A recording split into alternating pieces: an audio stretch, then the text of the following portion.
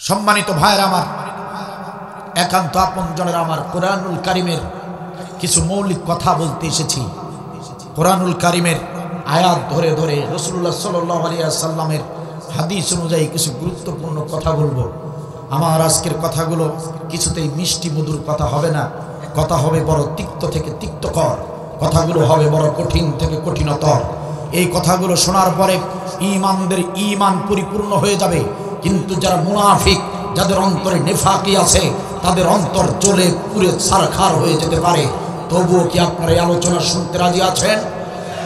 আমার এই আজকের আলোচনা শুনে সবারই ভালো লাগতে পারে না, ভালো লাগবে না, কারণ বিশ্বনবীর কোরআনের আলোচনায় সবার ভালো লাগে নাই। আবু জাহেল, আবু লাহাবরা বিশ্বনবীর কথা শুনে বিরোধিতা করেছে, আবার হযরতে ওমর কালেমা পড়ে ইসলাম গ্রহণ করেছে, ঠিক কিনা বলে? শাইখ শাফি আব্দুল বারীর আলোচনা সবার ভালো লাগবে না, তবুও কষ্ট করে ধৈর্য ধরে আলোচনা শুনতে হবে, কারণ এই জাতিকে আর ঘুমালে চলবে না। এই জাতিকে নতুন করে জাগ্রত হতে হবে, এই জাতিকে সোচ্চার হতে হবে, এই জাতিকে একজন সুনাগরিক হিসেবে প্রত্যেককে প্রতিষ্ঠিত হতে হবে, ঠিক কিনা বলে? সম্মানিত ভাইয়েরা, আপনারা দেখেছেন কিছুদিন আগের ঘটনা, আমাদের এই দেশের ছাত্র সমাজ, মেধাবী হীরের টুকরা ছাত্ররা, তারা আবারও বাংলার জমিনে প্রমাণ করে দিয়েছেন আমরা শ্রেষ্ঠ নবীর উম্মত। আমরা প্রতিবাদ করতে জানি, আমরা কাপুরুষ নই, বরং আমরা বীরের জাতি।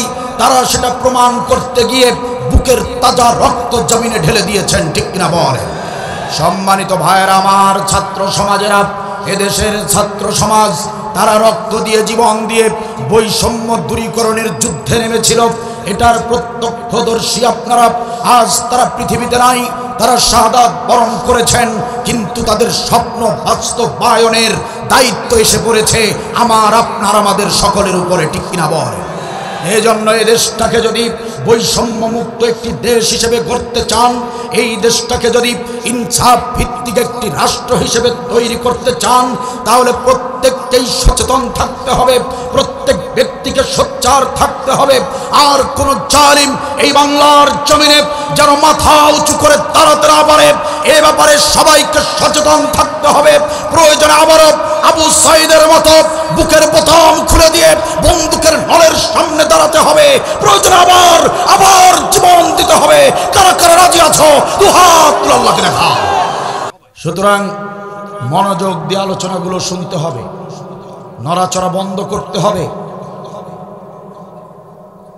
মুনাফিকদের আলোচনা ভালো লাগবে না, এই জন্য যারা মুনাফিক, তাদের হৃদয় জ্বলে যেতে পারে, তাদেরকে সাইড দিয়ে দিবেন, তাদের চলে যাবার সুযোগ করে দিবেন। আর ভাইরা যারা বাহিরে আছেন, বসে যান। সম্মানিত ভাইরা আমার, ইনশাআল্লাহ তাআলা এখন থেকে আমি 60 মিনিট কথা বলব ইনশাআল্লাহ। কষ্ট হবে কি? আমি কোরআনুল কারীমের 114টি সূরার ভেতর থেকে অতীব গুরুত্বপূর্ণ, বিশেষ মর্যাদাপূর্ণ অন্যতম একটি সূরা ইয়াসিন আমি যখন তিলাওয়াত করেছি, তখনই আপনারা বুঝতে পেরেছেন এই সূরাটি হচ্ছে সূরা ইয়াসিন। কোরআনুল কারীমের 36 নম্বর সূরা নাজিল হয়েছে মক্কায়। 36 নম্বর সূরা নাজিল হয়েছে মক্কায়। আমি এই সূরাটির 4টি আয়াত আপনাদের সামনে শুরুতেই তিলাওয়াত করেছি। ইনশাআল্লাহ তাআলা এই 4টি আয়াতকে সামনে রেখে সূরাতুল ইয়াসিনের বিভিন্ন বিষয়গুলো আপনাদের সামনে তুলে ধরব, এবং সেই বিষয়গুলো থেকে আমরা যেন সবাই নিজেদের জন্য, নিজেদের সংশোধনের জন্য কিছু আমল আমরা যেন পালন করার নিয়ত করি। আল্লাহ তাআলা যেন আমাদেরকে কবুল করেন, বলেন আমিন। এই সূরাটি হচ্ছে সূরা, বলেন সূরা, সবাইকে বলতে হবে সূরা। এখানে অনেক পজিশনের লোক আছেন, অনেক সম্মানিত শ্রদ্ধাভাজন অনেক ব্যক্তি আছেন, বিভিন্ন পেশার মানুষ আছেন। কোরআনের মাজলিসে যতক্ষণ বসে থাকবেন, একটা জিনিস মনে রাখবেন, যতক্ষণ কোরআনের মাজলিসে আছি আমরা সবাই কোরআনের ছাত্র। এটা মনে করলে আপনার ভিতরে অহংকার আসবে না, প্রশ্ন করলে জবাবটা ঠিকভাবে আসবে, কারণ আপনি জবাব দিবেন, এটারও সওয়াব লিখিত হচ্ছে। সুবহানাল্লাহ বলবেন না? সুবহানাল্লাহ বললেন, এটারও সওয়াব লিখিত হচ্ছে। শুধু সওয়াব নয়, বাবার নাম ধরে ধরে আপনাদের তালিকা করে সওয়াব লেখা হচ্ছে। সুবহানাল্লাহ বলবেন না? অসংখ্য ফেরেশতা চারপাশ দিয়ে ঘেরাও করে রেখেছে মাজলিস, আমরা দেখতে পাচ্ছি না। প্রশ্ন করলে জবাব দিবেন, সওয়াব লিখবেন ফেরেশতারা। সূরা ইয়াসিন কয় নম্বর সূরা? 36 নম্বর সূরা। মনে থাকবে কয় নম্বর সূরা? 36 নম্বর সূরা নাজিল হয়েছে মক্কায়। সূরা ইয়াসিন এত গুরুত্বপূর্ণ সূরা যে কোরআনুল কারীমের অন্যান্য সূরার মতো এই সূরাটি সাধারণ কোন সূরা নয়। এই সূরাটির ফজিলত, মর্যাদা, বরকত আল্লাহ তাআলা অন্যান্য সূরার থেকে অনেক বেশি দিয়েছেন। চিৎকার দিয়ে বলেন সুবহানাল্লাহ। রাসূলুল্লাহ সাল্লাল্লাহু আলাইহি ওয়াসাল্লাম বলেন, ইন্না লিকুল্লি শাইইন কলবান, প্রত্যেকটা জিনিসের একটা করে কলব আছে। প্রত্যেকটা জিনিসের একটা করে কলব আছে। ইন্না কলবান কুরআনি সূরাতু ইয়াসিন, আর সূরা ইয়াসিন হলো কোরআনুল কারীমের কলব। সুবহানাল্লাহ বলবেন না? প্রত্যেকটা জিনিসের কলব আছে, আর কোরআনুল কারীমের কলব যেটা, সেটার নাম হচ্ছে সূরা ইয়াসিন। এটা কোরআনুল কারীমের কলব, কোরআনুল কারীমের অন্তর, কোরআনুল কারীমের মগজ। সুবহানাল্লাহ বলবেন না? রাসূলুল্লাহ সাল্লাল্লাহু আলাইহি ওয়াসাল্লাম একদিন সাহাবীদেরকে নিয়ে বসলেন। এই সূরা ইয়াসিন নাজিল হবার পর সাহাবীদেরকে বললেন, সাহাবীরা শোনো, ইকরাউ আলা মাউতাকুম সূরাতু ইয়াসিন। সাহাবীরা শোনো, তোমরা যখন মুমূর্ষ রোগী দেখতে যাবে, তোমরা যখন মুমূর্ষ রোগীর কাছে যাবে, জীবন যায় যায় অবস্থা, এমন মুমূর্ষ রোগীর কাছে যখন তোমরা যাবে, ইকরাউ আলা মাউতাকুম সূরাতু ইয়াসিন, তোমরা ওই মুমূর্ষ রোগীর সামনে সূরা ইয়াসিন তিলাওয়াত করবে। সুবহানাল্লাহ।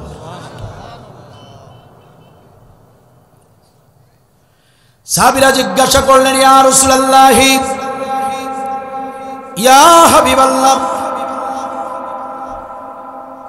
মুমূর্ষ রোগীর সামনে সূরা ইয়াসিন তিলাওয়াত কেন করব? সূরা ইয়াসিন মুমূর্ষ রোগীর সামনে তিলাওয়াত করলে কোনো উপকার আছে নাকি?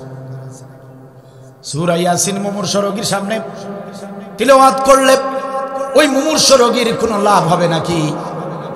কেন, কি কারণে আমরা এই সূরা ইয়াসিন তিলাওয়াত করব? এটার ব্যাখ্যাটা কি, সিগনিফিকেন্সটা কি আমাদেরকে বলেন। আপনার আমার নবী বিশ্বনবী মুহাম্মদুর রাসূলুল্লাহ সাল্লাল্লাহু আলাইহি ওয়াসাল্লাম বললেন, সাহাবীরা শোনো, মুমূর্ষ রোগীর সামনে যদি সূরা ইয়াসিন তিলাওয়াত করা হয়, ও আমার গোলামেরা, ও আমার আল্লাহর গোলামেরা, ও আমার সাহাবীরা শোনো, সূরা ইয়াসিন যদি মুমূর্ষ রোগীর সামনে তিলাওয়াত করা হয়, তাহলে জান কবজের যে কষ্ট, মৃত্যুর যে যন্ত্রণা, সেই মৃত্যু যন্ত্রণা থেকে ওই মুমূর্ষ ব্যক্তি রেহাই পেয়ে যায়। মৃত্যু যন্ত্রণা থেকে সে রেহাই পেয়ে যাবে, মৃত্যু যন্ত্রণা থেকে সে লাঘব পাবে, তার যন্ত্রণা লাঘব হয়ে যাবে। সূরা ইয়াসিন অনেকে জানি না, জানলাম আত্মীয় স্বজন পরিবারের অনেকেই যখন মুমূর্ষ অবস্থায় চলে যায়, তখন এই আমলটা আমাদের করার দরকার আছে না নাই? বিশ্বনবী সাল্লাল্লাহু আলাইহি ওয়াসাল্লাম আরো বলেন, সূরা ইয়াসিন এমন একটি সূরা, কোন ব্যক্তি যদি রাতের বেলা ঘুমানোর আগে এই সূরাটি তিলাওয়াত করে, সকালবেলা যখন সে ব্যক্তি জাগবে, সে নিষ্পাপ হয়ে যাবে। সুবহানাল্লাহ। ছোট ছোট আমল আমরা করি না, আমরা অলসতা করি, করা দরকার আছে না নাই? এই সূরাটির আরেকটি নাম রয়েছে, সূরা কদিয়া, মানে সূরা। প্রয়োজন মিটিয়ে দেওয়া সূরা। সুবহানাল্লাহ বলবেন না? এই সূরা আপনার আমার প্রয়োজন মিটিয়ে দিতে পারে। আল্লাহু আকবার। সাহাবীরা বললেন, ইয়া রাসূলুল্লাহ, প্রয়োজন মিটিয়ে দেওয়া সূরা সূরা ইয়াসিন, সূরাতুল কাদিয়া। কেন এই সূরার নাম কাদিয়া রাখা হলো? প্রয়োজন মিটিয়ে দেওয়া সূরা কেন নামকরণ করা হলো? নবী সাল্লাল্লাহু আলাইহি ওয়াসাল্লাম বলেন, সাহাবীরা শোনো, এই সূরা ইয়াসিন এমন একটা সূরা, আল্লাহর কোন বান্দা বান্দি যদি কোনো বিপদে পড়ে যায়, যদি কোনো অভাবে পড়ে যায়, যদি কোনো সমস্যায় পড়ে যায়, সূরা ইয়াসিন অর্থ সহ যদি পড়ে, অধ্যয়ন যদি করে, অধ্যয়ন করবার পরে আল্লাহর দরবারে যদি তার প্রয়োজনের কথা জানায়, তার বিপদের কথা যদি আল্লাহকে জানায়, তার সমস্যার কথা যদি এই সূরা তিলাওয়াতের পর আল্লাহর কাছে জানায়, আল্লাহ রাব্বুল আলামিন এই সূরার মর্যাদার কারণে ওই ব্যক্তির সমস্ত চাওয়া পাওয়া পূর্ণ করে দেয়। এই জন্য এই সূরার নাম সূরা কাদিয়া। এই সূরা আপনার সমস্যা, আপনার বিপদ, আপনার প্রয়োজন সব মিটিয়ে দিতে পারে। চিল্লাবেন আল্লাহু আকবার। মর্যাদা, ফজিলত কম না বেশি? কথা বলে না, কম না বেশি? কত গুরুত্বপূর্ণ একটি সূরা, কত গুরুত্বপূর্ণ ফজিলতপূর্ণ একটি সূরা, সূরা ইয়াসিন। সম্মানিত ভাইয়েরা আমার, এই সূরার আরেকটি নাম আছে। এই সূরার আরেকটি নাম হচ্ছে সূরা মুইম্মা। সূরা মুইম্মা। মুইম্মা মানে হচ্ছে অন্ধ করে দেয়া। তার মানে এই সূরা অন্ধ করে দেয়া সূরা। এটা আবার কেমন কথা? এই সূরা অন্ধ করে দেয়। কাকে অন্ধ করে দেয়? শত্রু বাহিনীকে সাময়িক সময়ের জন্য এই সূরা অন্ধ করে দিতে পারে। চিৎকার দিও না আল্লাহু আকবার। এই সূরা শত্রু বাহিনীকে অন্ধ করে দিতে পারে। প্রমাণ, দলিল মুসলিম শরীফ। আপনার আমার নবী বিশ্বনবী মুহাম্মদুর রাসূলুল্লাহ সাল্লাল্লাহু আলাইহি ওয়াসাল্লাম মক্কার জমিনে দ্বীনের কাজ শুরু করলেন, দাওয়াতি কাজ শুরু করলেন, তাবলীগের কাজ শুরু করে দিলেন।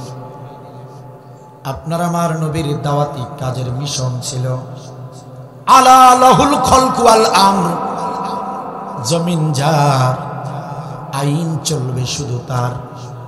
লা ইলাহা ইল্লাল্লাহ, আল্লাহ ছাড়া কোনো আইনদাতা থাকতে পারে না, আল্লাহ ছাড়া কোনো বিধানদাতা থাকতে পারে না। তিনি এই দাওয়াতি মিশন নিয়ে আল্লাহর নবী মক্কার আনাচে কানাচে গলিতে গলিতে দাওয়াতি কাজ শুরু করেছেন। সম্মানিত ভাইরা আমার, একদিন ভোরবেলা তিনি মক্কার একটা পাহাড়ের পাদদেশে একটা টিলার উপরে দাঁড়িয়ে গেলেন। আপনার আমার নবী একটি টিলার উপরে দাঁড়িয়ে ডাকলেন, ইয়া সাবাহাত। মক্কার লোকদেরকে সকালবেলা তিনি ডাকলেন, চিৎকার করে যখনই ডাকলেন, মক্কার জমিনের প্রত্যেক ঘর থেকে কাফেরগুলো বের হয়ে নবী সাল্লাল্লাহু আলাইহি ওয়াসাল্লামের সামনে এসে দাঁড়ালেন। মক্কার জমিনে ভোরবেলা কোনো বিষয়ের যদি ঘোষণা দেওয়া হয়, সেটাকে ওই সময় মক্কার জমিনের লোকেরা খুব গুরুত্ব দিত। নবী আমার ডাক দেবার সঙ্গে সঙ্গে সকালবেলা মক্কার কাফের গোষ্ঠী সবাই জড়ো হয়ে গেল।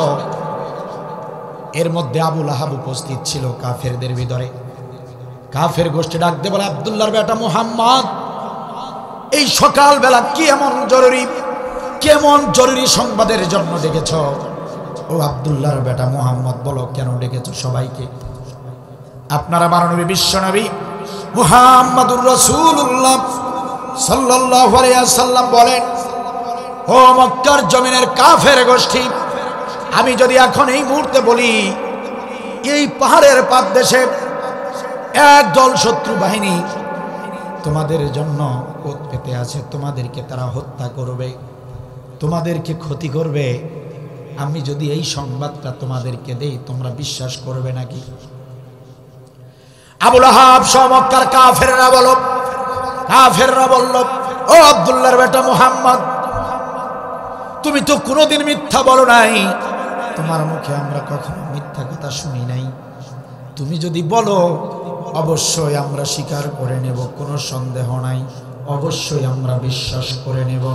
আব্দুল্লাহর বেটা মুহাম্মদ রে শোনো, তুমি যদি বলো সূর্য আজ পূর্ব দিগন্ত থেকে উদিত হয় নাই, সূর্য আজ পশ্চিম দিগন্ত থেকে উদিত হয়েছে, তুমি যদি এ কথাও বলো, আমরা সবাই এক বাক্যে সেটাও স্বীকার করে নেব। কতটা সত্যবাদী হলে, কতটা সত্যবাদী হলে এভাবে এলাকার লোকেরা তাকে বিশ্বাস করতে পারে। তুমি তো সাদিক, তুমি আলামিন, তুমি মিথ্যা বলতে পারো না, বলো তুমি কি বলতে চাও।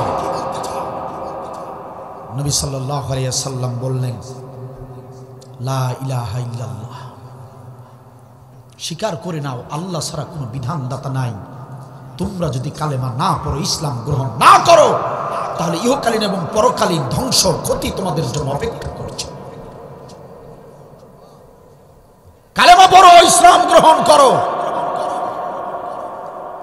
সম্মানিত ভাইয়েরা আমার, নবী সাল্লাল্লাহু আলাইহি ওয়াসাল্লাম যখন কালেমার দাওয়াত দিলেন, মক্কার কাফেররা খেপে গেল। ও আব্দুল্লাহর বেটা মুহাম্মদ, তোমাকে ভালো ছেলে ভেবেছিলাম, তোমাকে আদর্শ একটা ছেলে মনে করেছিলাম, এই কথা বলার জন্য এই সকালবেলা আমাদেরকে ডেকেছ। তোমার ভালো হবে না, তোমার ধ্বংস হোক। সবাই অভিশাপ দেওয়া শুরু করলো।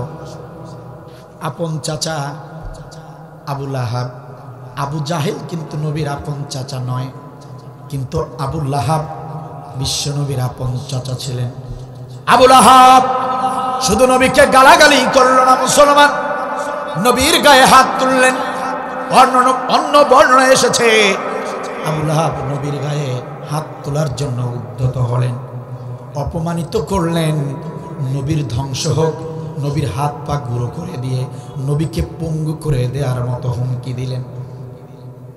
সম্মানিত ভাইয়েরা আমার, আবু লাহাব আমার নবীকে, আপনার নবীকে মেরে ফেলার হুমকি দিল। আল্লাহ রাব্বুল আলামিন বরদাস্ত করলেন না। আল্লাহ রাব্বুল আলামিন নবীকে ডাক দিয়ে বললেন, নবীজি আমার হতাশ হবেন না, ও নবীজি নিরাশ হবেন না। আবু লাহাব আপনাকে মারতে চেয়েছে, আবু লাহাব আপনার হাত ভেঙে দিতে চেয়েছে, আবু লাহাব আপনাকে মেরে ফেলার হুমকি দিয়েছে। ভয় পাবেন না, নবী হতাশ হবেন না। বরং আমি আল্লাহর আদালত থেকে সিদ্ধান্ত হলো আবু লাহাবের দুই হাত আমি আল্লাহ ভেঙে দেব, ওর জন্য ধ্বংস অনিবার্য। আমি আবু লাহাবের পরিণতি সম্পর্কে আপনার উপরে সূরা লাহাব নাজিল করে দিলাম। সূরা লাহাব নাজিল হয়ে গেল। তাব্বাত ইয়াদা আবি লাহাবিউ ওয়া তাব। আরে মিস্টার আবু লাহাব, তুমি কি আমার নবীকে ধ্বংস করবা? তুমি কি আমার নবীকে কিসের হাত ভাঙবা? আমি আল্লাহর ঘোষণা, তোমার হাত ধ্বংস হয়ে যাবে। কথা বলেন ঠিক কিনা? কোরআনের দাওয়াত দেবার কারণে, কোরআনের প্রচার করার কারণে, দাওয়াত দেবার কারণে তোমরা আলেমদের হাত ভেঙে দিয়েছো, পা ভেঙে দিয়েছো, পঙ্গু করে দিয়েছো, জেলের ভিতরে ঢুকিয়ে দিয়েছো, হুমকি দিয়েছো। তোমরা কি হুমকি দিবে, তোমরা কি ভেঙে দিবে? আমি আল্লাহ উত্তম পরিকল্পনাকারী। তোমরা যাদের হাত ভেঙে দিয়েছো তাদের হাত ভাঙবে না, তারা আবার পুনরায় আগের মতো হয়ে যাবে। কিন্তু আমি আল্লাহ তোমাদের হাত পা, তোমাদের জীবনের সব কিছু পঙ্গু করে দিব। ঘোষণা আমার নাকি আল্লাহ? ইসলামকে শেষ করে দেবার জন্য, ইসলামী আন্দোলনকে শেষ করে দেবার জন্য, ইসলামী শিক্ষাকে শেষ করে দেবার জন্য গত 15টি বছর 16টি বছর জালিম সরকার এমন কোন পদক্ষেপ নাই যেটা তারা গ্রহণ করে না, ঠিক কিনা বল? তারা নিরপরাধ আলেমদেরকে মিথ্যা মামলা দিয়ে, প্রহসনের রায় দিয়ে বছরের পর বছর, যুগের পর যুগ তারা জেলখানার ভিতরে রেখেছে, ঠিক কিনা বল?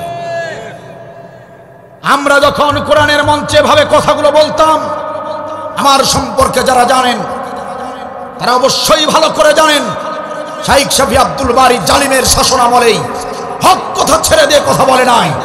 জালিমের শাসনামলে কয়েকবার জেল খেটেছি, কিন্তু কোরআনের হক কথা, কোরআনের হক পথ থেকে এক চুল পরিমাণ সরে দাঁড়াই না। আমরা যখন এই কোরআনের মঞ্চে বসেছি, প্রত্যেকটা কোরআনের মঞ্চে ডানে আর বামে আবু জাহাল আর আবু লাহাবদেরকে বসিয়ে রাখা হতো, ঠিক কিনা বল? আমরা যখন এই কোরআনের হক কথাগুলো বলতে চেয়েছি, ডান পাশ থেকে আর বাম পাশ থেকে কখনো চিরকুট দিয়ে লিখত, হুজুর রাজনৈতিক বক্তব্য দেওয়া যাবে না।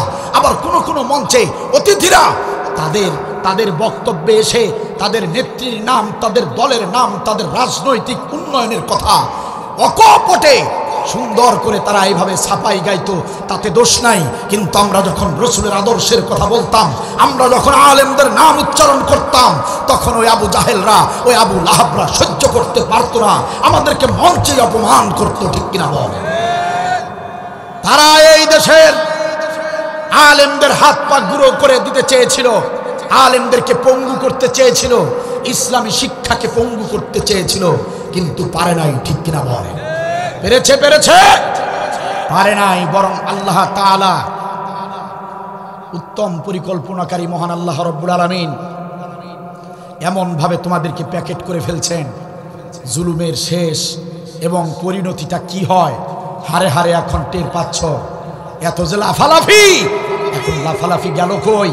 লাফালাফি গেল কই? এখন এমন ভাবে প্যাকেট করা হয়েছে, তোমাদের বাপ চাচা আর খালা সব ইন্ডিয়ায় পালিয়েছে, তোমরা এখন লাফালাফি করে কোনো লাভ হবে না। বেশি লাফালাফি করলে জনতা আবার জাগবে, প্রয়োজন আবার তোমাদের বিরুদ্ধে রাজপথে গিয়ে যুদ্ধে অবতীর্ণ হবে। জনগণ আর কোনো ধরনের ভুল বরদাস্ত করবে না, ঠিক কিনা বলেন?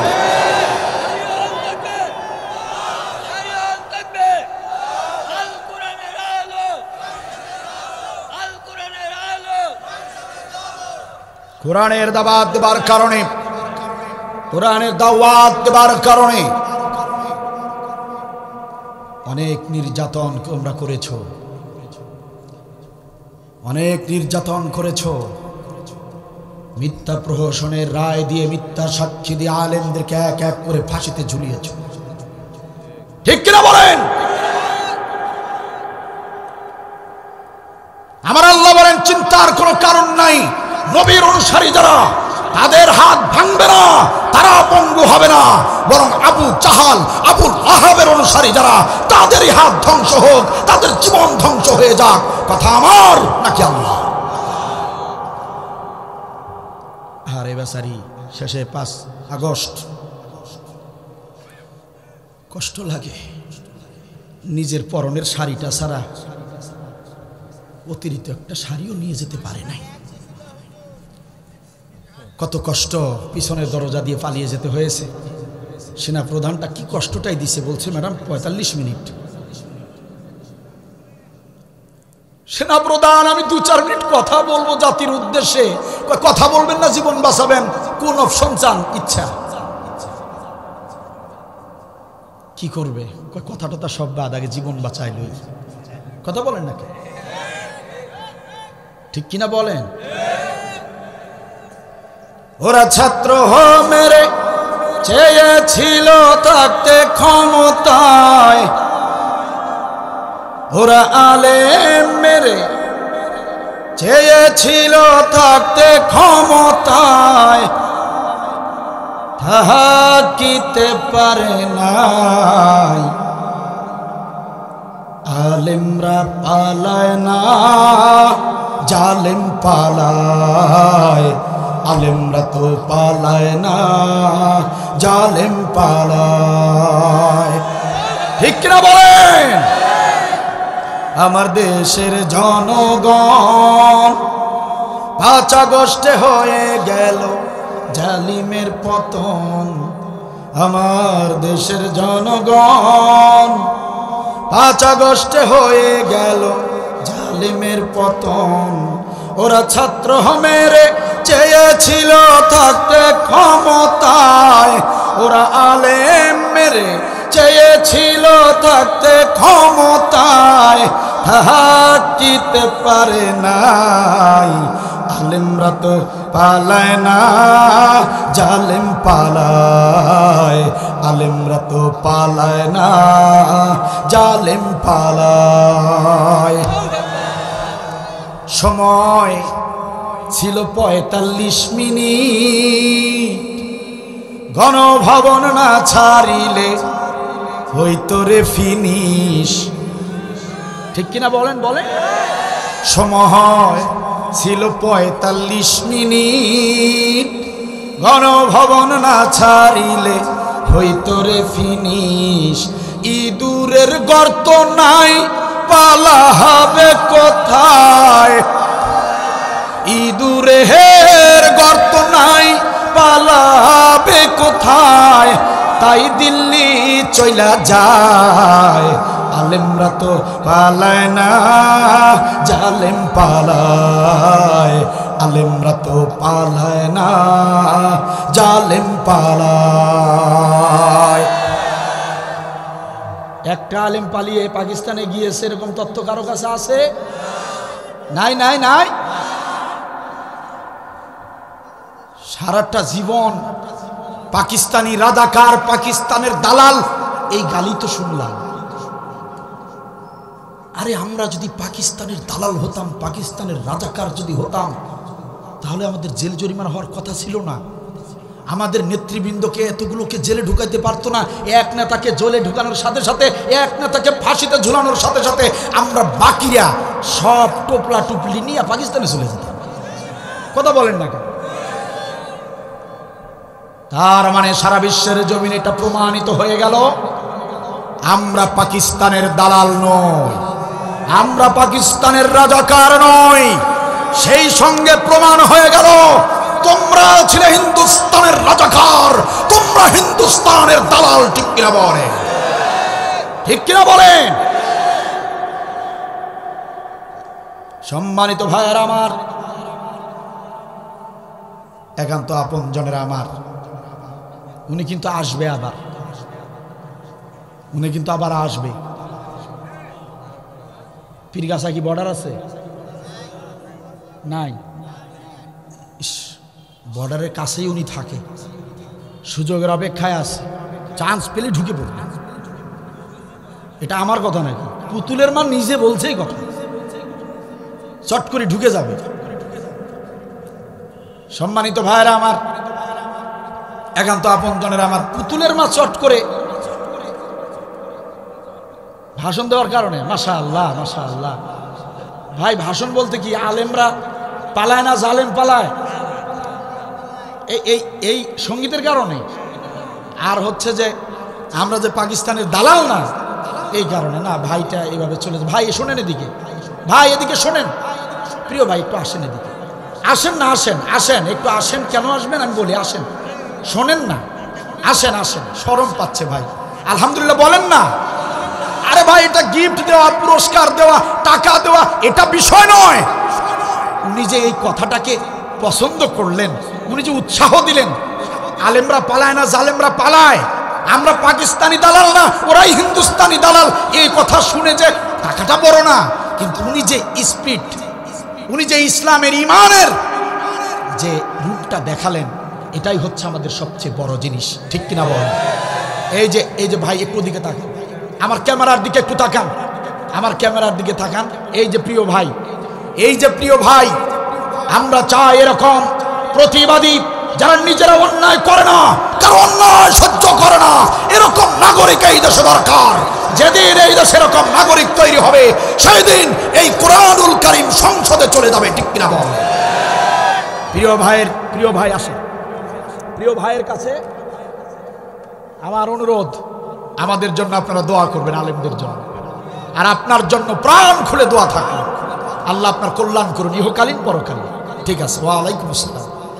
সম্মানিত ভাইয়েরা, একান্ত আপন জনের আমার, উনি চট করে ঢুকতে চেয়েছেন, আমরা জানি উনি চট করে ঢুকবেন না, কারণ ওনার প্রায় 16 বছরের শাসনামল দেখেছি তো। উনি যেটা বলেন সেটা করেন না, আর যেটা করেন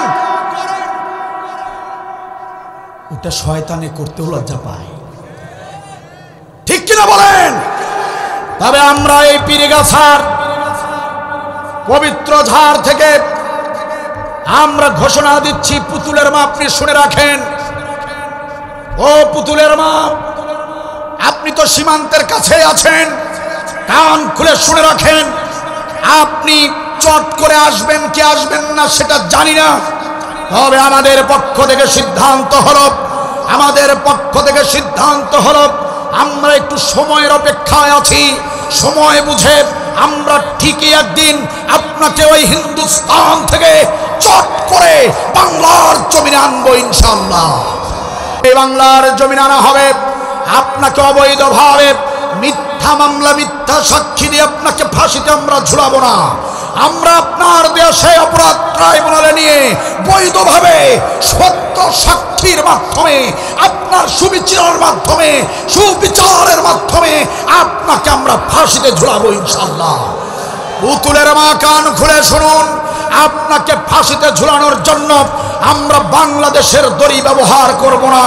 আপনাকে যে দড়ি দিয়ে আমরা ফাঁসিতে ঝুলাবো ওই দড়ি পাকিস্তান থেকে কিনে আনবো, ওই দড়ি আমরা পাকিস্তান থেকে কিনে আনবো।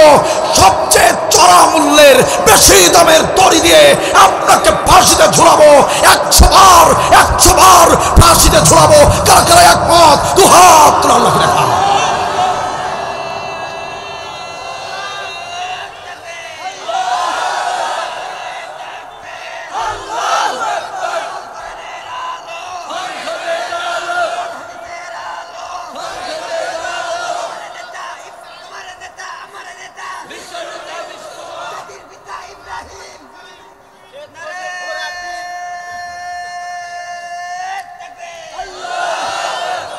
মাশাআল্লাহ, জাযাকাল্লাহ, আল্লাহ কবুল করুন, বলেন আমিন। সুতরাং দ্বীনের পথে যারা, ইসলামী আন্দোলনের পথে যারা, তাদেরকে শেষ করা সম্ভব নয়, কারণ দ্বীন প্রজ্বলিত হতে থাকবে কিয়ামত পর্যন্ত। ঠিক না বলেন?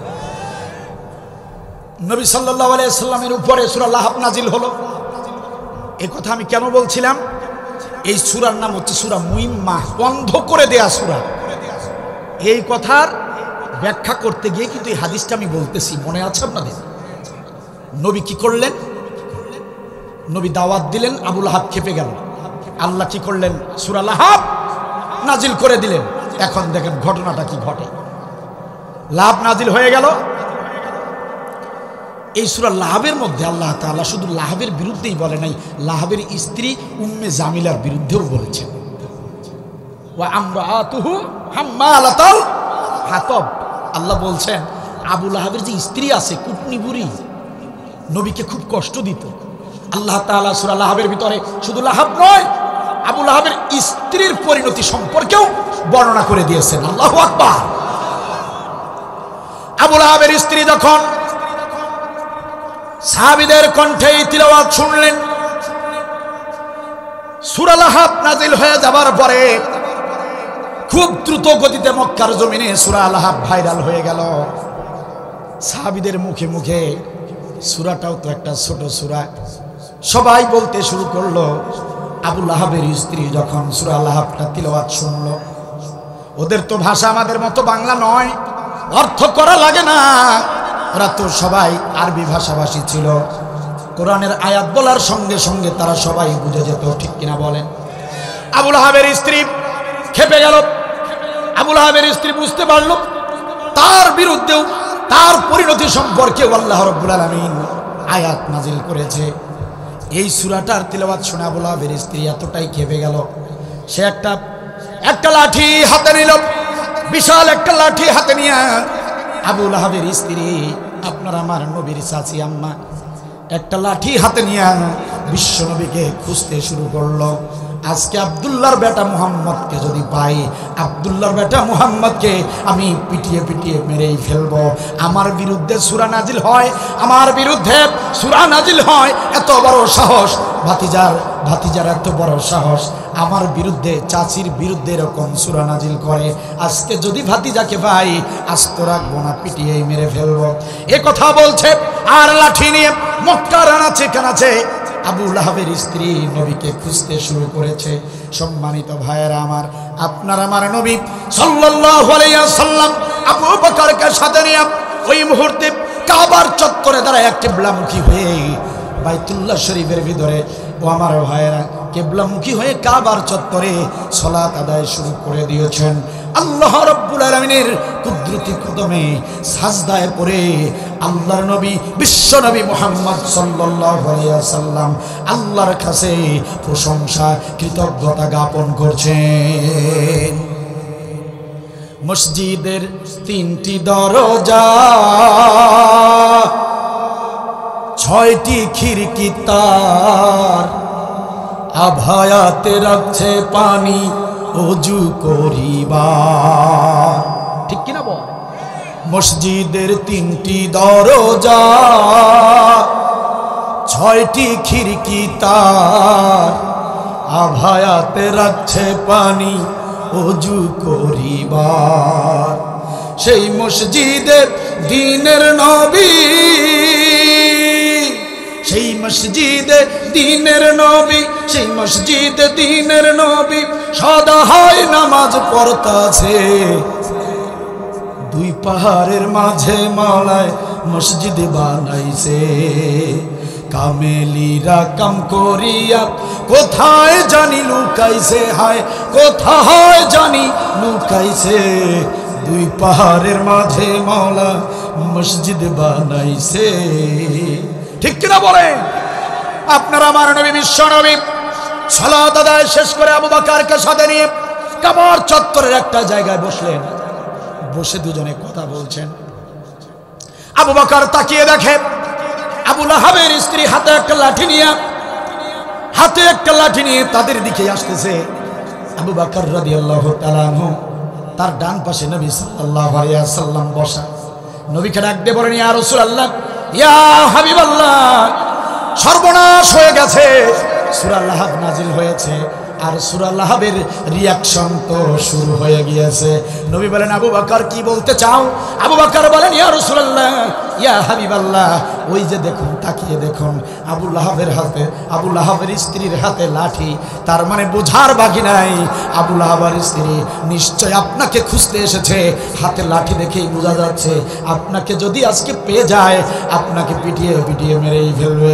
ইয়া রাসূলুল্লাহ, ইয়া হাবিবাল্লাহ, আপনি দ্রুত এখান থেকে চলে যান, কারণ আপনার চাচি আম্মার ব্যবহার আমরা ভালো করে জানি। আপনার চাচির বিরুদ্ধে আয়াত নাজিল হয়েছে, গোটা মক্কার জমিনের মানুষরা জেনে গেছে। আপনার চাচি কিন্তু আপনাকে আজ ছাড় দিয়ে কথা বলবে না, অপমান করবে, আপনাকে পিটনি দিতে পারে, আপনাকে পিটাতে পারে। ইয়া রাসূলুল্লাহ, ইয়া হাবিবাল্লাহ, সম্মান থাকতে আপনি দ্রুত এখান থেকে চলে যান। আপনার আমার নবী বিশ্ব নবী মুহাম্মদুর রাসূলুল্লাহ তিনি বলেন, ও আবু বকর রে, চিন্তা করো না, হতাশ হও না। তুমি মিশামিশি টেনশন করছো, টেনশন করো না রে আবু বকর, টেনশন করো না। আসতে দাও আমার চাচিকে, আবু লাহাবের স্ত্রীকে আসতে দাও। আর তুমি চুপ করে শুধু আজব তামাশাটা দেখে যাও, আজব ঘটনাটা দেখে যাও। তুমি চিন্তা করো না, আমার চাচিকে এখানে আসতে দাও। কোনো ধরনের কথা, কোনো ধরনের পদক্ষেপ তোমাকে নিতে হবে না। আবু বকর বসে আছে। ডান পাশে কে? নবী সাল্লাল্লাহু আলাইহি সাল্লাম। আবু লাহাবের স্ত্রী হাতে লাঠিটা নিয়ে আবু বকরের সামনে এসে কয়, আবু বকর, তোদের নবী কই? আব্দুল্লাহর বেটা মুহাম্মদ কই? সুবহানাল্লাহ বলবেন না? আবু বকরের ডান পাশে নবী আছে না নাই? আবু বকর এই কথা শুনে ডান পাশে তাকায় দেখে নবী তো আছেই। সুবহানাল্লাহ বলবেন না? ডান পাশে তাকায়, আবার তাকায়, না নবী তো আছেন। আবার আবু লাহাবের স্ত্রীর দিকে তাকায়, কি বলেন? হ্যাঁ বল, আমার ভাতিজা কোথায়? আমার বিরুদ্ধে সূরা নাজিল হয়, ফাজলামির জায়গা পায় না। আজকে যদি আব্দুল্লাহর বেটা মুহাম্মদ রে পাই, এই লাঠি দিয়ে ওকে আমি পিটিয়ে পিটিয়ে মেরে ফেলবো। বল আব্দুল্লাহর বেটা মুহাম্মদ কই? আবু বকর কোন? আবু বকর রাদিয়াল্লাহু তাআলা আনহু বলেন, পিটাবেন আপনি, খুঁজে নেন আপনি। সুবহানাল্লাহ বলবেন না? আপনি পিটাবেন, আপনি খুঁজে নেন, আমি এর মধ্যে নাই। আবু লাহাবের স্ত্রী এদিকে দেখে ওদিকে দেখে, এই পাশ ও পাশ ঘুরে ঘুরে তাকিয়ে তাকিয়ে দেখে আবু লাহাবের স্ত্রী চলে যায়। আবু বকর ডাকতে বলেন, ইয়া রাসূলুল্লাহ, ইয়া হাবিবাল্লাহ, কি আজব ঘটনা দেখালেন, কি আজব এক ঘটনা দেখলাম, জীবনে এমন তো ঘটনা কোনোদিন দেখি নাই। ইয়া রাসূলুল্লাহ, আপনি আমার পাশে, আমার ডান পাশে আমার সঙ্গে বসা। আবু লাহাবের স্ত্রী এসে আমাকে জিজ্ঞাসা করতেছে, আপনার কথা জিজ্ঞাসা করে, অথচ আপনি তারই সামনে বসা। আমাকে দেখছে কিন্তু আপনাকে দেখতে পারলো না। ইয়া রাসূলুল্লাহ, কারণটা কি? ইয়া হাবিবাল্লাহ, এই আজব ঘটনার ব্যাখ্যাটা কি, সিগনিফিকেন্স কি একটু বলেন। নবী আমার রাখতে বলে, আবু বকর, ও হযরতে আবু বকর শুনে নাও, আল্লাহ রাব্বুল আলামিনের কুরআনুল কারীমের 114টি সূরার ভিতরে সূরা ইয়াসিন, এই সূরা ইয়াসিনের প্রথম 9টি আয়াত, প্রথম 9টি আয়াত সূরা ইয়াসিন, প্রথম 9টি আয়াত, প্রথম 9টি আয়াত আমি তিলাওয়াত করেছি, কারণ আল্লাহ রাব্বুল আলামিনের পক্ষ থেকে ঘোষণা এসেছে সূরা ইয়াসিনের প্রথম 9টি আয়াত যদি কোনো ব্যক্তি তিলাওয়াত করে, তিলাওয়াত করার সঙ্গে সঙ্গে শত্রু বাহিনীর আক্রমণ থেকে বাঁচার জন্য, শত্রু বাহিনী থেকে নিজেকে বাঁচানোর জন্য, সাময়িক সময়ের জন্য নিজেকে হেফাজত করার জন্য কোনো ব্যক্তি যদি সূরা ইয়াসিনের প্রথম 9টি আয়াত তিলাওয়াত করে, আল্লাহ রাব্বুল আলামিন সাময়িক সময়ের জন্য ওই শত্রুকে আল্লাহ তাআলা সূরা ইয়াসিনের মর্যাদার কারণে অন্ধ করে দেন। ও হযরতে আবু বকর, শুধু আমি নই, আমার উম্মতের কোন ব্যক্তি যদি কখনো কাফের বেঈমানের কবলে পড়ে যায়, সাময়িক সময়ের জন্য যদি কাফেরদের হাত থেকে বাঁচতে চায়, আমি নবী ঘোষণা করলাম তারা যেন সূরা ইয়াসিনের প্রথম 9টি আয়াত তিলাওয়াত করে। আমি নবী গ্যারান্টি দিলাম সাময়িক সময়ের জন্য কাফেররা অন্ধ হয়ে যাবে, কাফেররা অন্ধ হয়ে তাকে দেখতে পারবে না, তারা ব্যর্থ হয়ে ফিরে যাবে। চিৎকার দিয়ে বলেন সুবহানাল্লাহ। সূরা ইয়াসিন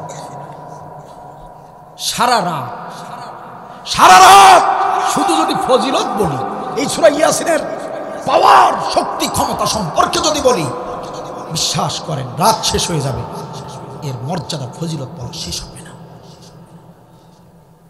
এত পাওয়ারফুল একটি সূরা ইয়াসিন। আল্লামা কুরতুবী রাহমাতুল্লাহি আলাইহি নাম শুনেছেন আপনারা? প্রখ্যাত আলেম। কষ্ট হচ্ছে আপনাদের? মোনাজাত দিয়ে দেব। প্রখ্যাত আলেম মুফাসসির আল্লামা কুরতুবী রাহমাতুল্লাহি আলাইহি, তিনি তার কিতাবের মধ্যে লিখেছেন, এই ছেলেগুলো এগুলো হাঁটতেছে কেন? এই ছেলেরা হাঁটাহাঁটি বন্ধ করো। আল্লামা কুরতুবী রাহমাতুল্লাহি আলাইহি তিনি বলেন, আপনাদের খারাপ লাগছে মানে মোনাজাত দিয়ে দেব নাকি? সারা রাত, মাশাআল্লাহ মাশাআল্লাহ, সারা রাত। আল্লাহ কবুল করুন, বলেন আমিন। আপনাদেরকে কবুল করুন সারা রাতের জন্য, আমার না। আল্লামা ইমাম কুরতুবী রাহমাতুল্লাহ আলাইহি দেখেন কি বলছেন উনি ওনার কিতাবে লিখেছেন যে উনাকে ওনার শাসনামলে জালিম সরকার হক কথা বলার কারণে, ইসলামী আন্দোলন করার কারণে তাকে গ্রেপ্তার করা হয়। আমাদের দেশের আলেমদেরকে যেভাবে গ্রেপ্তার করেছিল জালিম সরকার, আল্লামা কুরতুবী রাহমাতুল্লাহি আলাইহি তিনি এমন শক্তিশালী ছিলেন, পালোয়ান ছিলেন তো পালোয়ান, ওনার শরীর ছিল পালোয়ানের মতো, 6 প্যাক, সেই রকম শক্তি ছিল তার। জোয়ান জাহাদারি একজন আলেম ছিলেন আল্লামা কুরতুবী রাহমাতুল্লাহি আলাইহি। তাকে যখন জেলের ভিতরে বন্দি রাখা হয়, ভালো করে শোনেন, এই ছেলেরা কি হয়েছে, এদিকে তাকাও, আমার দিকে তাকাও, বিয়াদবি করলে জীবনে বিয়ে হবে না, তাকাও এদিকে, আমি কিন্তু তোমাদের খবর পাইছি, আসার সাথে সাথে খবর পাইছি এই তরুণ যুবক ছেলেরা, উঠতি বয়সের ছেলেরা নাকি খুব বেশি বিড়ি টানে, গাঁজা টানে এলাকায়। কি তথ্য কি ভুল না সঠিক? খবর কিন্তু পাইছি। কি ভাবছেন খবর লই নাই? খবর পাইছি। হ্যাঁ, পুতুলের মায়ের দোয়ার আশীর্বাদের ফসল। লাভ নাই, ছেলেপেলেরা বিড়ি টানা বাদ দাও। পুতুলের মার কিন্তু আর মুরদ নাই দেশে থাকার। হ্যাঁ, সবাই কিন্তু পালিয়েছে। কথা কি বোঝা যায়? ছেলেদেরকে আর কেউ উঠবে না। কালেকশনের চিন্তা করতেছেন, উঠবে না তো। যারা ইমানদার তারা বসে গেছে, ঠিক কিনা? কালেকশন দিলেও আর শোনা লাগবে, না দিলেও শোনা লাগবে, ঠিক কিনা বলে? আগে কথা বলতে দেন, কোরআনের হক কথা বলতে দেন, ডিস্টার্ব করবেন না, নাকি বলেন? বিড়ি টানা বন্ধ করো তরুণেরা, সিগারেট টানা বন্ধ করো, ইয়াবা ট্যাবলেট মাদক সেবন করা বন্ধ করো। কারণ সামনের যে সময় আসতেছে, সামনের যে সময়টা আসতেছে এই দেশে, সেই দেশে তোমরা মাদক খুঁজে পাবা না। মাদক কিনবা কোত্থেকে? মাদকের দালাল খুঁজে পাবা না। ওই ইন্ডিয়ার বর্ডারে ইয়াবা ট্যাবলেট সাপ্লাইয়ের যে পথগুলো আছে সব বন্ধ হয়ে যাবে। কারণ বাপের ক্ষমতা নাই একটা ইয়াবা ট্যাবলেট ভারতের জমিন থেকে বাংলাদেশে ঢুকাতে পারে। সেই সময় আসতেছে। তখন কি করবা? তখন শুধু হাত পাও এরকম করতে হবে, বাঁচার উপায় নাই। কারণ মাদক দ্রব্য সেবন করলে, বেশি দিন সেবন করলে কি হয়? হাত পাও কি করে? কামড়ায়, ঠিক কিনা বলেন? তখন মাদক দ্রব্য পাবা না, কামড়াইতে মরে যাবা। ভালো হয়ে যাও। ছোট ছোট ছেলেরা বিড়ি টানা বন্ধ করো, ইসলামের পতাকা তলে সামিল হয়ে যাও। আর মাদক দ্রব্য সেবন করবা, বিড়ি টানবা, গাঁজা খাবা, বুঝবা, তোমার অভিভাবকরা বুঝবে। বিয়ের সময় যেখানেই যাবে পাত্রীপক্ষ জানাশোনার পর না না না, এমন ছেলের কাছে মেয়ে বিয়ে কেউ দিবে? তোমাদের বোনদেরকে তোমরা দিবা গাঁজাখোরের কাছে? দিবা? তাহলে নিজেরা ভালো হয়ে যাও, বলেন আমিন। আল্লামা কুরতুবী রাহমাতুল্লাহি আলাইহি তিনি এমন শক্তিশালী ছিলেন, জালিমের কারাগারের যে দেয়াল আছে না, সেই দেয়াল ভেঙে তিনি বেরিয়ে পড়লেন। সুবহানাল্লাহ বলবেন না? এটা কি চিন্তা করা যায়? কারাগারের দেয়াল ভেঙে তিনি বেরিয়ে পড়লেন। জেলখানা থেকে বের হয়ে তিনি দৌড়াতে শুরু করলেন। জেল পুলিশরা তাকিয়ে দেখলো আল্লামা কুরতুবী জেল ভেঙে পালিয়েছে। জালিম সরকারের পুলিশরা প্রত্যেকে একটা করে ঘোড়া নিয়ে ঘোড়ার উপরে চড়ে আল্লামা ইমাম কুরতুবীকে ধাওয়া করেছে ধরার জন্য। পলাতক আসামি গ্রেফতার করার জন্য পিছে পিছে ধাওয়া করেছে। আমার ভাইয়েরা, চাপার জোরের কথা বলতে আব্দুল বারী কোথাও আসে না। একান্ত আপনজনেরা আমার তাফসিরে কুরতুবীর ভিতরে ঘটনাটা পেয়ে যাবেন সম্মানিত ভাইয়েরা। জালিম সরকারের পুলিশ বাহিনী ঘোড়ার পিঠে চড়ে চড়ে আল্লামা কুরতুবীর পিছনে ছুটেছে। আল্লামা কুরতুবী রাহমাতুল্লাহি আলাইহি তিনি বলেন, আমি পিছনের দিকে তাকিয়ে দেখলাম পুলিশ বাহিনী ঘোড়ার পিঠে চড়ে আমার দিকে ছুটে আসছে। আমার আর বুঝতে বাকি নাই, অল্প কিছু সময়ের মধ্যেই তারা আমাকে ধরে ফেলবে। কারণ মানুষের পায়ের দৌড় আর ঘোড়ার পায়ের দৌড় কখনো সমান হতে পারে না। অল্প সময়ের মধ্যে পুলিশ বাহিনী আল্লামা কুরতুবী রাহমাতুল্লাহি আলাইহিকে ধরে ফেলল।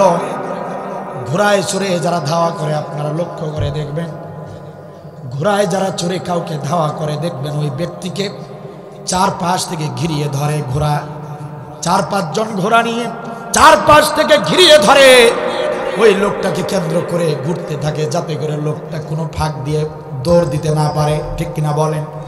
আল্লামা কুরতুবী বলেন, আমি মাঝখানে দাঁড়িয়ে পুলিশ বাহিনীর ঘোড়াগুলো আমাকে কেন্দ্র করে চারপাশে ঘুরতে লাগলো। পুলিশরা ডাক দিয়ে বলে, আল্লামা কুরতুবী, ও আল্লামা কুরতুবী, ও হুজুর, জেলখানার ভিতরে ছিলেন ভালো লাগে নাই, জেলখানার ভিতরে ছিলেন ভালো লাগে নাই, পালিয়েছেন। এই যে আপনাকে ধরে ফেলেছি, বাঁচার উপায় নাই, এবার ধরার পরে জেলের ভিতরে আপনাকে নিব না, সরাসরি আপনাকে ফাঁসিতে ঝুলিয়ে দেব, বাঁচার কোনো উপায় থাকবে না। আল্লামা কুরতুবী বলেন, তিনি বলেন আমি কোনো উপায় দেখছি না, পালাবার কোনো সুযোগ নাই, কিভাবে তাদের হাত থেকে বাঁচবো বুঝতে পারতেছিলাম না। চারপাশ দিয়ে ঘোড়া দিয়ে তারা আমাকে ব্র্যাকেট দিয়েছে, ঘোড়া চারপাশ দিয়ে ঘুরছে, আমি মাঝখানে দাঁড়িয়ে আছি অসহায়ের মতো। মনে পড়ে গেল বিশ্বনবীর সেই হাদিসের কথা, মনে পড়ে গেল বিশ্বনবীর সেই হাদিসের কথা, হযরতে আবু বকর থেকে বর্ণিত হাদিস, সেই হাদিসের কথা মনে পড়ে গেল। সূরা ইয়াসিনের প্রথম 9 আয়াত পড়লে কাফের শত্রু বাহিনীর চোখ অন্ধ হয়ে যায়। আমি কুরতুবী দেরি করলাম না, আমি কুরতুবী একটা মুহূর্ত দেরি করলাম না, মনে মনে সূরা ইয়াসিনের 9টি আয়াত তিলাওয়াত করলাম, 9টি আয়াত তিলাওয়াত করলাম। পুলিশরা ঘোড়ার পিঠ থেকে নেমে আসলো, আমাকে খুঁজতে শুরু করলো, আমাকে না পেয়ে তারা হতাশ হয়ে গেল, তারা হয়রান হয়ে গেল, পেরেশান হয়ে গেল। আমাকে না পেয়ে ব্যর্থ হয়ে তারা জেলখানায়, তারা প্রাসাদে ফিরে গেল। আর আমি তাদের হাত থেকে হেফাজত করে নিজেকে বাঁচিয়ে আমি আমার বাড়িতে চলে গেলাম। চিৎকার দিয়ে বলেন সুবহানাল্লাহ। সূরা মুইম্মা অন্ধ করে দেয়, এই সূরা অন্ধ করে দেয় শত্রু বাহিনীকে সাময়িক সময়ের জন্য। সুবহানাল্লাহ বলবেন না? কষ্ট হচ্ছে আপনাদের, খারাপ লাগছে। সম্মানিত ভাইয়ের আমার, আল্লামা কুরতুবী রাহমাতুল্লাহি আলাইহি তিনি একজন আধ্যাত্মিক আলেম ছিলেন। আল্লাহ রাব্বুল আলামিন তাকে আধ্যাত্মিক শক্তি ক্ষমতা দিয়েছিলেন। খুব মনোযোগ দিয়ে এখন থেকে 10-12 মিনিট 15 মিনিট কথা বলবো, একটু নড়াচড়া করবেন না, মনোযোগ দিয়ে কথাগুলো শুনতে হবে। আমার দিকে লক্ষ্য করুন, আমার দিকে তাকান। মুফাসসিরিনে কিরামগণ বলেন যে আলেমদের ভিতরে 3টা বৈশিষ্ট্য থাকবে। ওই আলেমরা সাধারণ আলেম থাকে না, ওই আলেমদেরকে আল্লাহ রাব্বুল আলামিন আধ্যাত্মিক ক্ষমতা দিয়ে থাকেন। সুবহানাল্লাহ। আধ্যাত্মিক ক্ষমতা বোঝেন তো? অসম্ভব কিছু করার মতো শক্তি ক্ষমতা তার ভিতরে থাকে। মুফাসসিরিনে কিরামগণ বলেন 3টা গুণ থাকতে হয়। কোন আলেমের ভিতরে যদি 3টি গুণ পাওয়া যায়, 3টি বৈশিষ্ট্য যদি পাওয়া যায়, সেই আলেমকে আল্লাহ রাব্বুল আলামিন আধ্যাত্মিক ক্ষমতা দেন। 1 নম্বর গুণ হলো কোরআনুল কারীমের যথাযথ ইলম থাকতে হবে। কোন আলেমের ভিতরে যদি এই গুণটা থাকে, কোরআনুল কারীমের যথাযথ ইলম। 2 নম্বর, যথাযথ ইলম অনুযায়ী যথাযথ যদি নেক আমল থাকে। সুবহানাল্লাহ বলবেন না? মুফাসসিরিনে কিরামগণ বলেন 3 নম্বর গুণ হলো ওই আলেমের ভিতরে যদি পরিপূর্ণ তাকওয়া থাকে। এই 3টি গুণ, ইলম, আমল, তাকওয়া, ইলম, আমল, তাকওয়া, এই 3টি গুণ যদি কোনো আলেমের ভিতরে থাকে, আল্লাহ রাব্বুল আলামিন ওই আলেমকে আধ্যাত্মিক ক্ষমতার অধিকারী বানিয়ে দেন। চিৎকার দিয়ে বলেন সুবহানাল্লাহ। আলেম আমার দেশে, এই বাংলার জমিনে এমন একজন আলেম ছিলেন, আল্লামা কুরতুবীর মতো এমন একজন আধ্যাত্মিক আলেম এই বাংলার জমিনে ছিলেন। অসংখ্য আলেমদেরকে যখন ফাঁসিতে ঝুলিয়ে দেওয়া হলো, মঞ্চে মঞ্চে মাহফিলে দোয়া করেছি, বলেছি, নিজের মনকে আশ্বস্ত করেছি, মন রে পাগলামি করিস না, আমাদের কলিজার টুকরা, আমাদের নয়নমণি, তাকে তো ফাঁসিতে ঝুলানো হয় নাই, জেলখানার ভিতরে আছে। আজ হোক আর কাল হোক, একদিন তো তিনি অবশ্যই মুক্তি পাবেন। মনকে বারবার এই কথা বলেছিলাম, অনেক প্রোগ্রামে, অনেক মাহফিলে বলেছিলাম। ভাইয়েরা, সবাইকে আল্লাহ উঠিয়ে নিলেন, কিন্তু আমাদের আধ্যাত্মিক আলেমকে উঠায় নেন নাই। তার মানে আমরা ভাবলাম আল্লাহ তাকে উঠায় নেবেন না, বরং তাকে এই জমিনে ফিরিয়ে দিবেন সামনের বাংলাদেশের জন্য, আগামীর বাংলাদেশের জন্য। হয়তো আল্লাহ তাআলা তাকে ইউসুফের মতো মর্যাদা দিবেন। আমাদের আধ্যাত্মিক আলেম আল্লামা সাঈদী রাহমাতুল্লাহি আলাইহি, তিনি ছিলেন আমাদের দেশের আধ্যাত্মিক ক্ষমতার অধিকারী একজন আলেম। প্রশ্ন করতে পারেন, হুজুর তিনি আধ্যাত্মিক ক্ষমতার একজন আলেম ছিলেন, কেমনে বুঝলেন? প্রমাণ কি? দলিল দেখান। আমি বলবো পীরগাছা উপজেলার মুসলমানেরা, উনি আধ্যাত্মিক ক্ষমতার একজন আলেম ছিলেন, এটার দলিল প্রমাণ আপনারা নিজেই। ঠিক কিনা বলেন? এদেশের 18 কোটি মানুষ নিজেরাই তার দলিল। কেন? এই জালিম সরকার এদেশে ক্ষমতায় আসতে না আসতেই আল্লামা সাঈদী রহমাতুল্লাহি আলাই তিনি একটা ভাষণে বললেন, কি বললেন? তিনি বললেন ফুল বাগান নষ্ট করার জন্য একটা হুতুম পেঁচাই যথেষ্ট। আর সেখানে এই সরকার ফুল বাগানের ডালে ডালে হুতুম পেঁচা বসিয়ে দিয়েছে। ফুল বাগানের যে কি অবস্থা হবে তা আল্লাহই ভালো জানে। ঠিক কিনা বলেন? তিনি বললেন, আমাদের আধ্যাত্মিক ক্ষমতার অধিকারী আল্লামা সাঈদী রহমাতুল্লাহ আলাইহি তিনি বললেন, আমরা তাই দেখলাম বাংলাদেশের প্রত্যেকটা সেক্টরে, প্রত্যেকটা ডিপার্টমেন্টে নাস্তিক, মুরতাদ, বিধর্মী, কাফের, বেঈমানদেরকে বসিয়ে রেখেছিল। ঠিক কিনা বলেন? আমি এর আগেও ওই জালিমের শাসনামলে আমি এই কথাগুলো বলেছিলাম, অনেক মাহফিল থেকে আমাকে হুমকি দেওয়া হয়েছিল। আজকে দেখুন কথাগুলো সব সত্যই বলেছিলাম, মিথ্যা বলি নাই। আমি বলেছিলাম যে এদেশের প্রায় 480 জনকে হিন্দু ওসিকে নিয়োগ দেওয়া হয়েছিল 92 মুসলমানের জমিনে। এদেশে 64 জন ডিসির ভিতরে 48 জনকে হিন্দু ডিসিকে নিয়োগ দেওয়া হয়েছিল বাংলার জমিনে। মাদ্রাসা শিক্ষা বোর্ডের মতো একটা জায়গা, সেখানে হিন্দু লোককে চেয়ারম্যান বানানো হয়েছিল। ঊর্ধ্বতন কর্মকর্তা সব হিন্দু। আমি এই কথাগুলো বলেছিলাম। আল্লামা সাঈদী বললেন ফুলবাগানের ডালে ডালে হুতুম পেঁচা বসিয়ে দিয়েছে। তাই আমরা দেখলাম ফুলবাগানের এদেশের সব বড় বড় সেক্টরে সব ইসলাম বিরোধী কাফের বেঈমানদেরকে বসিয়ে নতুন করে সিটিং করে দিল খুনি হাসিনা। ঠিক কিনা বলেন? তিনি আরেক বক্তব্যে বললেন, ভাই সব কথা আমাকে বলতেই হবে, কথা আজ আমাকে বলতেই হবে। আর কখনো কথা বলতে পারবো কিনা জানি না, কারণ আমি দেখতে পাচ্ছি বাংলার ভাগ্যাকাশে উত্তর গগনে কালো মেঘের আধার ঘন ঘন দেখা যাচ্ছে।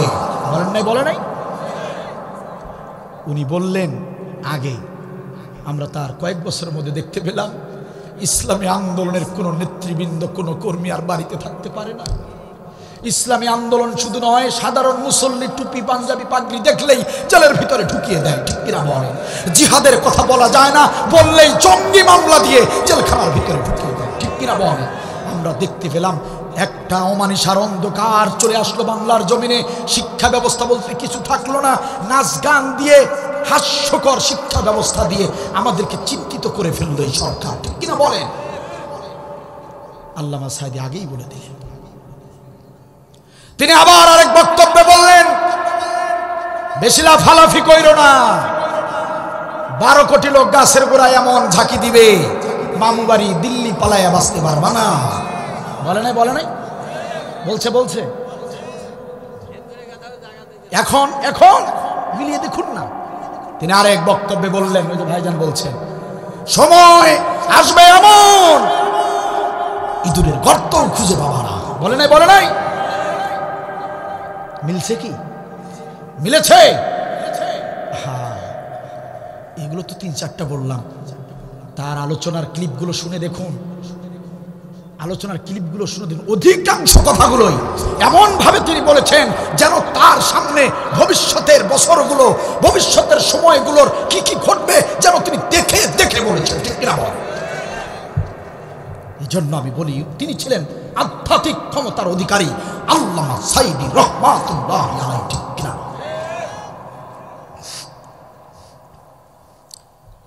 অসংখ্য নেতাকে ফাঁসিতে ঝুলিয়েছে। আমরা নিজেদেরকে শান্ত রেখেছি।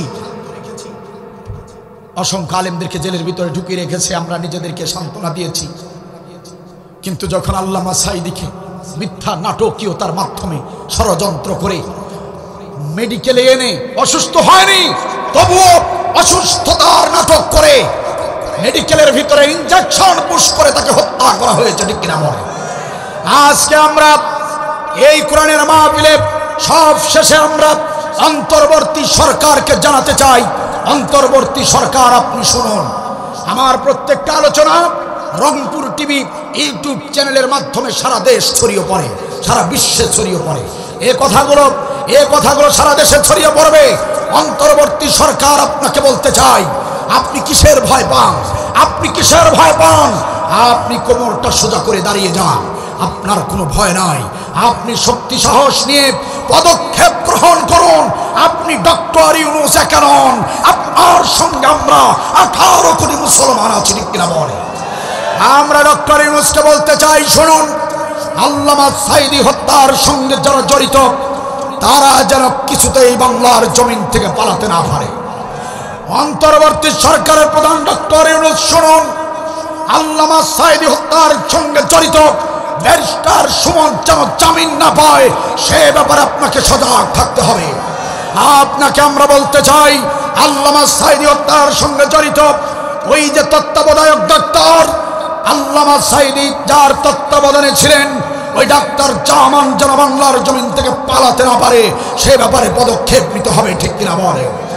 আমরা দ্ব্যর্থহীন কণ্ঠে জানাতে চাই, আল্লামা সাঈদী হত্যার বিচার দ্রুত গতিতে বাংলার জমিনে যদি না হয়, তাহলে আমরা প্রয়োজনে কৃষিক্ষেত ছেড়ে রাজপথে চলে যাব। আমরা ব্যবসার দোকান বন্ধ করে তালা দিয়ে প্রয়োজনে রাজপথে যাব। আমরা আমাদের চাকুরির অফিস আদালত বাদ দিয়ে আবার রাজপথে যাব। প্রয়োজনে আবারও এই বাংলার জমিনকে রক্তের বন্যা বইয়ে দেব। নিজেদের রক্ত দিয়ে, জীবন দিয়ে আল্লামা সাঈদী হত্যার বিচার আমরা দাবি করব। দাবি পূরণ না হলে বাড়িতে ফিরবো না, বাড়িতে ফিরবো না। কারা কারা রাজি আছো? দুহাত তুলে রাখেন।